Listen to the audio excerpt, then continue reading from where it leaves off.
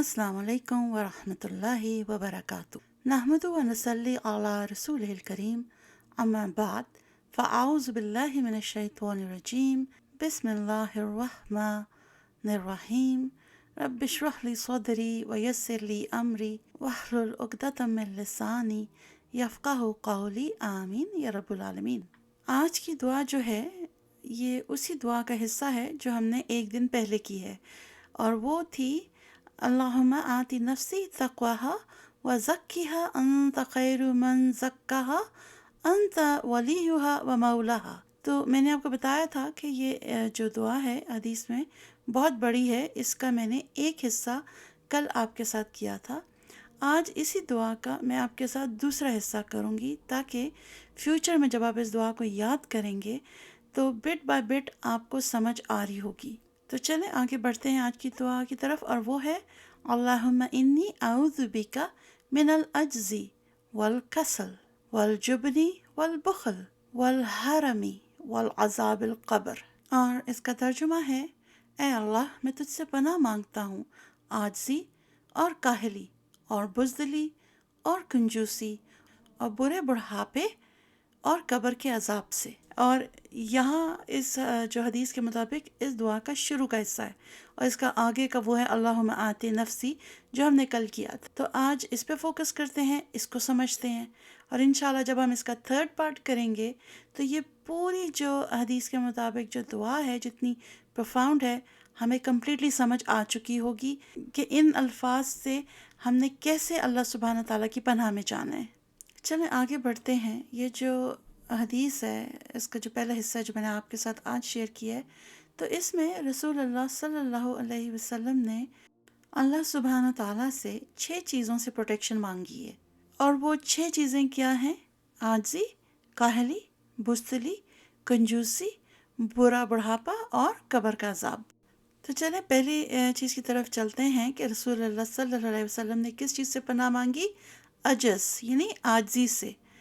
اور اس کا کیا مطلب ہے کہ بے بس ہونا۔ بعض دفعہ کیا ہوتا ہے کہ انسان کوئی کام کرنے کی صلاحیت بھی رکھتا ہے، قدرت بھی رکھتا ہے، لیکن وہ نہیں کر پاتا، وہ بے حد بے بس ہوتا ہے۔ تو یہ جو لفظ ہے نا العج، یہ اس کا اصل مطلب ہے کسی چیز سے دور ہونا۔ میں آپ کو مثال دیتی ہوں ایک فٹ بال پلیئر سے جو کہ کسی نیشنل ٹیم میں بھی ہے، اس کو فٹ بال کھیلنی بھی آتی ہے، اور وہ فیمس بھی ہے، اور وہ رچ بھی ہے، اس کے پاس سب کچھ ہے۔ لیکن ایک دن کیا ہوتا ہے کہ وہ بستر پہ لیٹتا ہے اور صبح وہ اٹھ نہیں سکتا، اس کی پوری باڈی جیم ہو جاتی ہے، وہ اپنی ٹانگ کو نہیں موو کر پاتا، وہ اتنی بے بسی محسوس کرتا ہے کہ اس کو کچھ سمجھ نہیں آتی کہ میں کیا کروں۔ حالانکہ دیکھو ریسورسز تو سارے اس کے پاس ہیں، سکلز اس کے پاس ہیں، دولت اس کے پاس ہے، اور وہ اسٹیٹس اس کے پاس ہے، لیکن صبح میں کیا ہوا؟ Sub zero. وہ تو بے بس ہو گیا، وہ تو ڈپینڈنٹ ہو گیا دوسروں پہ۔ تو جو عاجزی کا مطلب ہے نا وہ یہ کہ یہ جو اکثر ہم دعا مانگتے ہیں نا، اللہ ہمیں کسی کا محتاج نہ کرنا، تو اس سے لوگ یہ سمجھتے ہیں کہ جو بندہ محتاج ہوتا ہے نا وہ صرف پیسوں کی وجہ سے ہوتا ہے۔ محتاج تو وہ شخص بھی ہوگا جو ڈسیبل ہو جائے گا، وہ اٹھ نہیں سکے گا، وہ کھا نہیں سکے گا، پی نہیں سکے گا، اس کو لوگوں کی مدد چاہیے ہوگی۔ اور امیجن کریں کہ ایسا شخص کتنا بے بس ہوتا ہے۔ تو پہلی چیز جو انہوں نے مانگی ہے وہ عاجزی، ان شارٹ اس میں آپ کو بتاؤں کہ کسی پہ ڈپینڈنٹ ہونا، اتنا بے بس ہونا کہ آپ کے پاس ریسورسز ہوں تب بھی آپ دوسروں کا منہ دیکھیں کہ وہ آپ کو بڑھ کر اٹھائیں یا آپ کی مدد کریں۔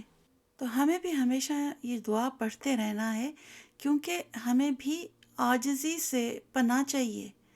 اردو لینگویج میں عاجزی سے کیا مراد لی جاتی ہے کہ کوئی بہت ہی ہمبل ہے، مطلب ہم کہتے ہیں نا کہ شخص دیکھیں کتنا عاجزی سے پیش آ رہا ہے سب سے، کہ اس میں بہت ہمبلنس ہے، وہ ڈاؤن ٹو ارتھ ہے، اس میں کوئی غرور تکبر نہیں۔ تو وہ جو ورڈ ہے نا عاجزی، وہ ڈفرینٹ ہے، یہ ڈفرینٹ ہے، ٹھیک ہے، دونوں کو مکس اپ نہیں کیجیے گا۔ یہ جو ورڈ ہے نا یہ عج ہے، ٹھیک ہے، جس کا مطلب عاجزی سے پناہ مانگنا ہے، لیکن عربک میں، ٹھیک ہے، کہ جیسے کوئی شخص ہے وہ عبادت کی اہم ذمہ داری کو پورا کرنے سے عاجز ہو، کہ وہ کر ہی نہ سکے، ہو سکتا ہے اس کو کوئی معذوری ہو، اب بعض دفعہ ایسا ہوتا ہے کہ انسان گناہوں میں پڑ جاتا ہے، ٹھیک ہے، گناہ پر گناہ کیے جاتا ہے، تو پھر کیا ہوتا ہے، اس کے دل پہ وہ جو کالا دھبا لگتا ہے وہ بڑا ہوتا جاتا ہے، اس کی وجہ سے وہ اپنے رب کی طرف پلٹنا بھی چاہے نا تو اس سے پلٹا نہیں جاتا، اس کو رکاوٹوں کا سامنا کرنا پڑتا ہے۔ اور پھر کیا ہوتا ہے، جب یہ رکاوٹیں سامنے آتی ہیں تو وہ اپنے فرائض کی ادائیگی جو اللہ سبحانہ تعالیٰ کے حقوق اللہ ہیں وہ ان کو ادا نہیں کر سکتا۔ یہ اس سے بھی پناہ مانگنی ہے کہ اے ہمارے رب، اگر ہمارے سے گناہ ہو گیا، کہ بھول چوک ہو گئی ہے تو ہمیں معاف فرما دے، ہمیں عج نہ دینا، ہمیں بے بس نہ کرنا کہ ہم اس قابل بھی نہ رہیں کہ ہم تجھ سے دعا کر سکیں یا توبہ کر سکیں، تو بس ہمیں اتنا بے بس نہ کرنا، ہمیں معاف کر دینا۔ اب اگلی چیز کی طرف چلتے ہیں کہ اور کس چیز سے پناہ مانگی ہے، وہ ہے الکسل، یعنی سستی۔ تو دیکھیں سستی کا جو تعلق ہے نا عجز سے ہے، کہ میں سستی سے تیری پناہ مانگتا ہوں، اس کا مطلب ہے کہ آپ کے اندر کوئی ایسا کام جو کہ پازیٹیو ہو اس کے لیے کوئی انرجی نہیں ہے، آپ کے اندر کوئی نیک کام کرنے میں دلچسپی نہیں ہے، اور جب نیک عمل کرنے کی بات آتی ہے تو آپ کو نا بوجھ کا احساس سا ہوتا ہے کہ اب میں کیا کروں۔ آپ کے والد صاحب نے کہہ دیا ہم مسجد جا رہے ہیں تراویحاں پڑھنے، اور آپ نے تو بیٹھ کے گیمز کھیلنی تھی، اب آپ کو لگا کہ آپ میں تو انرجی نہیں ہے، ایک دم سے آپ کی طبیعت بوجھل ہو گئی، اور پھر آپ کو لگا کہ میں تو بے بس ہوں، میں تو جا ہی نہیں سکتا، 100 بہانے دماغ میں آنے شروع ہو گئے۔ اسی لیے جو عجز ہے وہ کسل کے ساتھ کنیکٹڈ ہے، فوراً آپ کو جو ہے سستی ہوئی، اور اس کے بعد آپ کو لگا کہ آپ میں تو صلاحیت ہی نہیں ہے کہ میں چل کے مسجد تک جاؤں۔ سمجھ آئی آپ کو بات، کہ آج صلاحیت ہوتے ہوئے وہ کام نہ کرنا، تو وہ تو بے بسی ہوئی، اور سستی کی وجہ سے بھی بے بسی ہوئی کیونکہ کام کرنے کو دل ہی نہیں کر رہا۔ اور پھر ایسا شخص جو ہے نا وہ کیا کرتا ہے، وہ تو کوئی ایفرٹ ہی نہیں کرنا چاہتا، ایون اس کے پاس صلاحیت بھی ہو تو وہ کہتا ہے کہ میں جسم کو تھکا دینے کی بجائے نا آرام کرنے کو ترجیح دیتا ہوں۔ تو بیسیکلی کسل سے ایک اور مطلب آپ سمجھ سکتے ہیں، کسی چیز کی خواہش نہ رکھنا، یا خواہش کی کمزوری کی وجہ سے آپ کا کچھ کرنے کو دل ہی نہ کرے۔ جیسے کہتے ہیں نا if there is a will there is a way، تو will ہی نہیں ہے، کسی چیز کی خواہش ہی نہیں ہے تو انسان پھر ایفرٹ کیوں کرے گا۔ ابن القیم نے بھی یہی بات کی ہے کہ عاجزی اور سستی دونوں ایک دوسرے کے ساتھ ہی ہیں، یعنی کسی شخص کے اپنے کوئی مفاد کو، کوئی امپروومنٹ کو، کوئی انجوائمنٹ کو ڈیلے کرنا، اور اس کے ساتھ نا اس بات پہ اگری کر جانا کہ بھائی میرے میں تو صلاحیت ہی نہیں ہے، میں تو کچھ کر ہی نہیں سکتا، اور اس کی وجہ کیا ہے، ویک قوت ارادی، کیونکہ اس کے اندر ول نہیں ہے نا، تو پھر کیا ہوگا، ناکام رہے گا۔ اور عام طور پہ پتہ ہے کیا ہوتا ہے کہ جو کاہل انسان ہوتا ہے نا، سست، اس پر یہ الزام لگایا جاتا ہے کہ بھئی یہ کچھ کرنے کے قابل نہیں ہے۔ بیسیکلی وہ کرنے کے قابل ہوتا ہے لیکن سستی کی وجہ سے نہیں کرتا۔ اگر آپ اپنے آس پاس دیکھیں، یہ جو ینگ جنریشن ہے اس میں یہ جو سستی ہے اس کا عنصر بہت زیادہ obvious ہو گیا ہے۔ ان کو کوئی ول نہیں ہے کیونکہ ہر چیز ان کو پرووائڈ کر دی گئی ہے، دنیا ان کے ہاتھوں میں ہے، گوگل سے ان کو سب پتہ چل جاتا ہے، پیرنٹس ان کو کچھ بتائیں کہ یہ بات غلط ہے، وہ گوگل پہ سرچ کر کے بتاتے ہیں یہ بات صحیح ہے، تو بیسیکلی وہ کوئی ایفرٹ ہی نہیں کرنا چاہتے، وہ کوئی ریسرچ نہیں کرنا چاہتے کسی چیز کے بارے میں، اور ایک گوگل کے آنسر پہ وہ یقین کر کے بیٹھ جاتے ہیں۔ اس کی کیا وجہ ہے، کاہلی، ایفرٹ ہی کیوں کیا جائے۔ لیکن در حقیقت جو رسول اللہ صلی اللہ علیہ وسلم نے یہ دعا مانگی ہے عاجزی و سستی سے پناہ کی، تو اس کی جو مین ریزن یہ ہے کہ انسان جب سست ہوتا ہے نا تو وہ ایفرٹ نہیں کرنا چاہتا، تو جب وہ ایفرٹ نہیں کرے گا نا تو اپنے فرائض کو پورا نہیں کر سکے گا۔ اب فرائض میں نے پہلے بات کی تھی حقوق اللہ، لیکن ایسے شخص کے اوپر ایک خاندان بھی ڈپینڈ کرتا ہے، اس کو کام بھی کرنا ہے، اس کو ارن بھی کرنا ہے، اس کو اپنے بیوی بچوں کی دیکھ بھال کرنی ہے، اپنے والدین کی دیکھ بھال کرنی ہے، لیکن وہ سمجھتا ہے کہ مجھے تو کوئی کام آتا ہی نہیں، مجھے تو کوئی کام دے گا ہی نہیں، تو وہ ایفرٹ ہی نہیں کرتا، اور اس کی وجہ کیا ہے، یہ کاہلی۔ اس لیے یہ بہت ضروری ہے کہ ہم یہ دعا مانگتے رہیں کہ ہم کاہل نہ ہوں، کیونکہ جب کاہل ہو گئے تو جس طرح عاجزی کی بات تھی کہ آپ بے بس ہو کے دوسروں پہ ڈپینڈ کرتے ہیں، اسی طرح کاہل انسان بھی دوسروں کی طرف متوجہ ہوتا ہے کہ وہ اس کی ہیلپ کریں گے، اس کے ایکسپنسز اور اس کے جو بھی روزمرہ کے اخراجات ہیں وہ اٹھائیں گے، اس کی فیملی کو لک آفٹر کریں گے، حالانکہ کام اویلیبل ہے، ہر طرح کا کام اویلیبل ہے۔ اگر آپ ڈاکٹر نہیں ہیں تو آپ کہیں پہ کیشیئر بن جائیں، کیشیئر نہیں ہے تو کسی شاپ پہ کھڑے ہو جائیں، اگر آپ اس شاپ پہ جاب نہیں مل رہی تو کہیں پی این لگ جائیں۔ بات یہ ہے کہ رزق اللہ سبحانہ و تعالیٰ نے دینا ہے، آپ نے اس کے لیے ایفرٹ تو کرنا ہے نا۔ اللہ تعالیٰ نے یہ تو نہیں کہا کہ آپ صبح اٹھو گے من و سلوا آپ کے سامنے پلیٹ میں رکھا ہوگا۔ جب تک آپ اٹھیں گے نہیں، اپنے آپ کو پش نہیں کریں گے، ایفرٹ نہیں کریں گے، تو زندگی کیسے گزرے گی؟ اچھا، اب تیسری چیز جس سے نبی صلی اللہ علیہ وسلم نے پناہ مانگی ہے وہ ہے الجبن، اور اس کا مطلب ہے بزدلی، یعنی بزدلی سے پناہ مانگنا، جو کہ اپوزٹ کس چیز کا ہے؟ شجاعت کا۔ تو انسان جو بزدل ہوتا ہے وہ ہر چیز سے ڈرتا ہے، اور بلکہ ڈرنے سے زیادہ ہچکچاتا ہے، ڈیسیجن میکنگ نہیں کر سکتا، اس کا دل بہت کمزور ہوتا ہے، اور پھر پتہ کیا ہوتا ہے، خوف زدہ جو اس کی طبیعت ہوتی ہے اس کا نتیجہ یہ نکلتا ہے، تو وہ بالکل ایک ایسی پرسنالٹی میں ڈھل جاتا ہے جس کو کوئی بھی آ کے کچھ کہہ جائے اس نے آگے سے جواب نہیں دینا، حق پہ ہوتے ہوئے بھی اس نے بزدل رہنا ہے۔ کوئی اس کو ذلیل کر رہا ہے وہ بیٹھ کے مسکرا رہا ہے، کیونکہ اندر سے ہمت ہی نہیں جواب دینے کی۔ یاد رکھیے گا کہ یہ جو بزدلی ہے نا، یہ ان عیبدار خصوصیات میں سے ہے جو ایٹ لیسٹ کسی مومن میں تو پائی ہی نہیں جا سکتی۔ اٹس امپاسبل کہ ایک مومن بھی ہوگا اور وہ بزدل بھی ہوگا۔ اگلی چیز جس سے رسول اللہ صلی اللہ علیہ وسلم نے پناہ مانگی ہے وہ ہے البخل، یعنی کہ کنجوسی۔ اب کنجوسی کیا ہے؟ کنجوسی یہ ہے کہ آپ کے پاس ریسورسز ہیں اور آپ کے پاس مال و دولت بہت زیادہ ہے، لیکن آپ کسی بھی بھیک مانگنے والے کو انکار کر دیں کہ جی میرے پاس تو کچھ ہے ہی نہیں۔ اور میں نے کچھ لوگوں کو دیکھا ہے کہ ماشاءاللہ ویل آف ہیں، ہر چیز ہے، لیکن وہ روتے ہی رہتے ہیں، ہمارے حالات خراب ہیں، ہمارے پاس کچھ نہیں ہے۔ تو یہ بھی بخل لوگوں کا ایک ٹریٹ ہوتا ہے کہ کوئی ان سے کوئی مانگ نہ لے تو وہ ہر وقت یہی بتاتے رہتے ہیں کہ ان کے پاس تو کچھ ہے ہی نہیں۔ مطلب شرم کی بات ہے کہ انسان کے پاس اتنا کچھ ہو، نہ وہ صدقات دے، نہ وہ کسی کی مدد کرے، بس پیسہ دبا کے بیٹھا رہے۔ جیسے میں نے پہلے کہا تھا نا کہ عجز اور کسل they go hand in hand, best friends ہیں، اسی طرح بزدلی اور بخل یہ دونوں بھی ایک دوسرے کے ساتھی ہیں۔ در حقیقت کیا ہوتا ہے کہ جو انسان احسان کرتا ہے نا، مطلب نیک کام ہے نا کسی پہ احسان کرنا، تو اس سے کیا ہوتا ہے، دل کو خوشی ملتی ہے، سکون ملتا ہے، اور پھر اللہ تعالیٰ کی اور زیادہ برکتیں نازل ہوتی ہیں۔ پھر اللہ سبحانہ تعالیٰ ایسے انسان کی مشکلات کو بھی دور کر دیتا ہے۔ جو بخیل ہوتا ہے نا، اس کا احسان سے کوئی لینا دینا نہیں، وہ ان چیزوں پہ بلیو ہی نہیں کرتا ہے، بلکہ وہ کیا کرتا ہے، وہ اس کے اپوزٹ کرتا ہے۔ ایک تو ناانصافی، اور دوسرا نا تکلیف کا باعث بنتا ہے۔ اس کی وجہ کیا ہے، جو اللہ سبحانہ تعالیٰ کی نعمتیں ہیں نا وہ دوسروں تک پہنچنے نہیں دیتا۔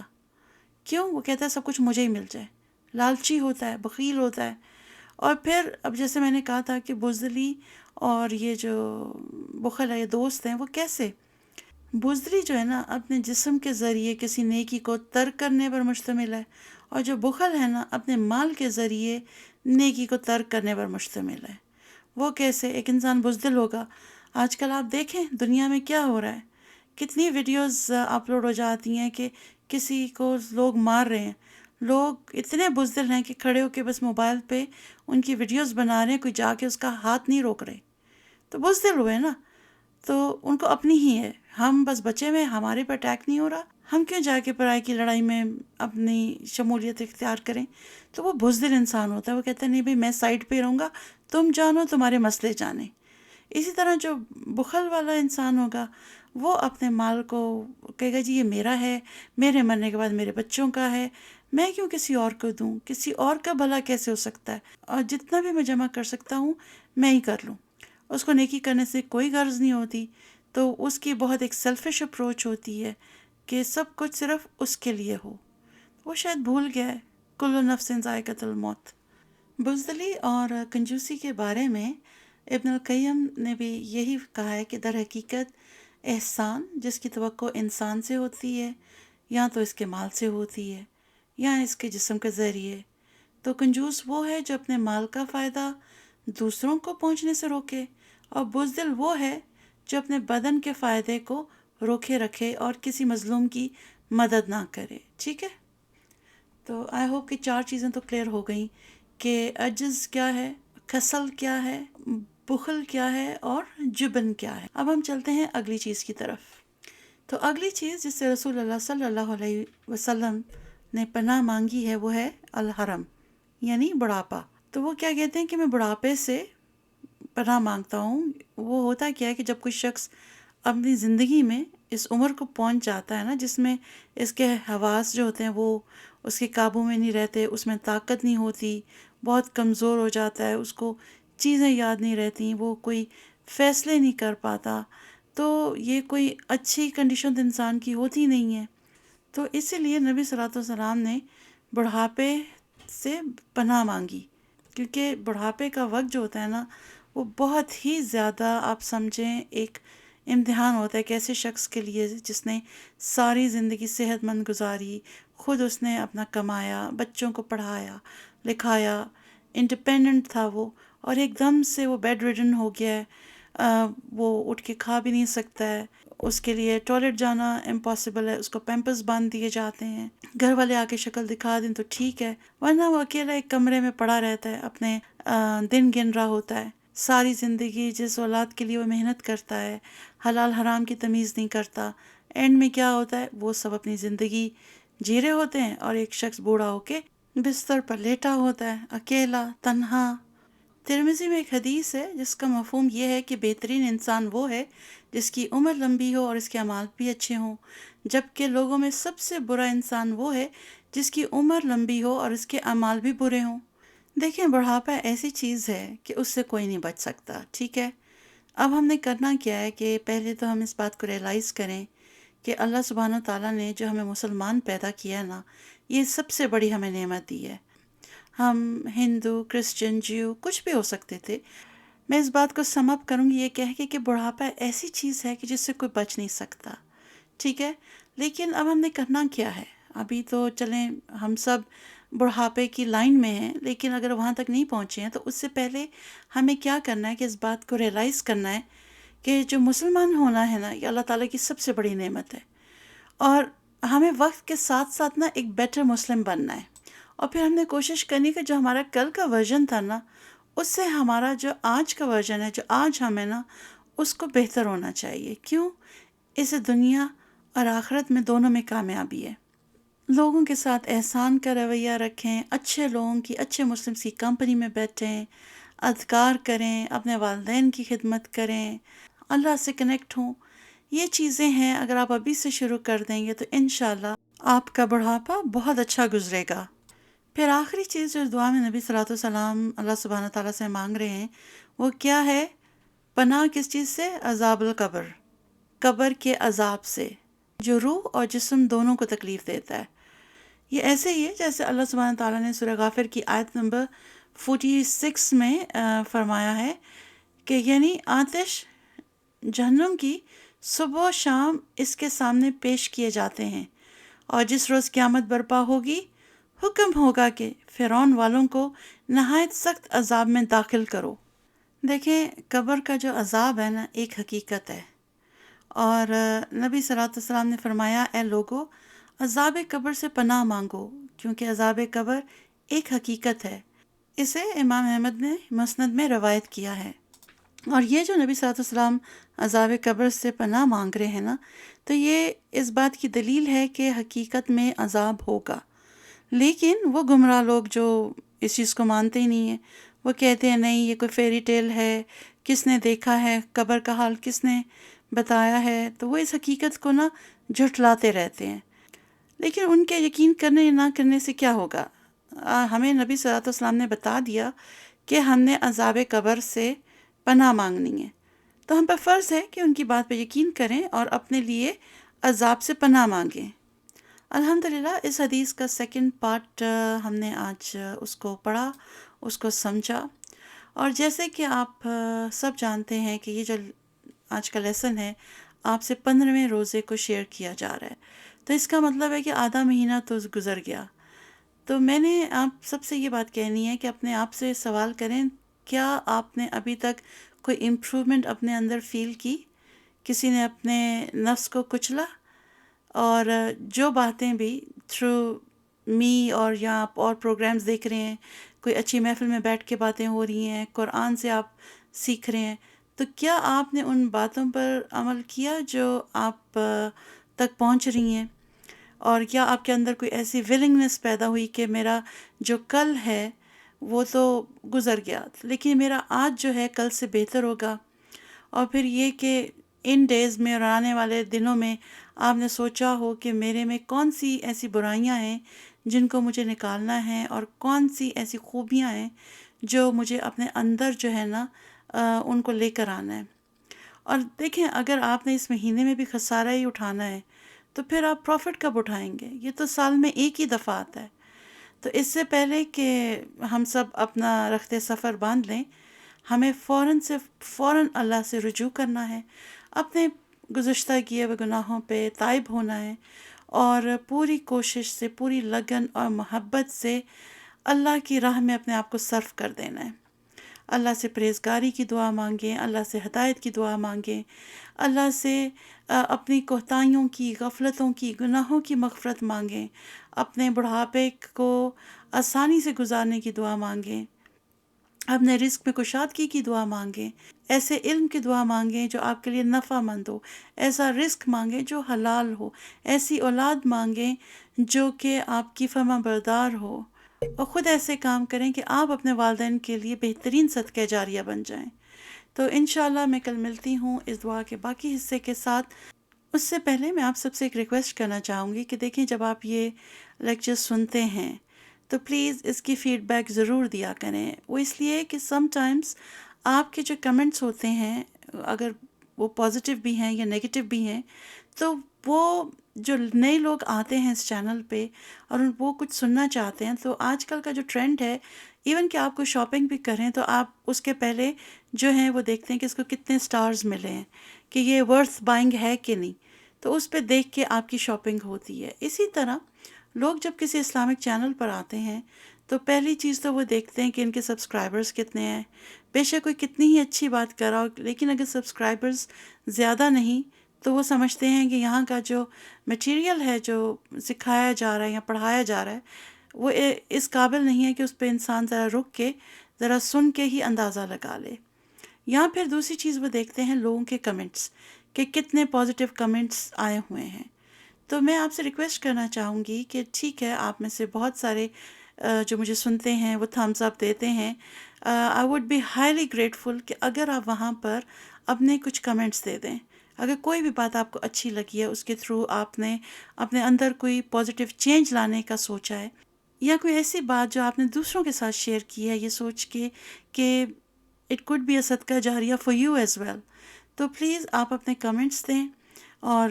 چینل کو اگر آپ نے سبسکرائب نہیں کیا آپ کریں، تاکہ یہ جو ہمارا سفر ہے اللہ سبحانہ تعالیٰ سے جڑنے کا، اس میں ہم ایک ساتھ چلیں،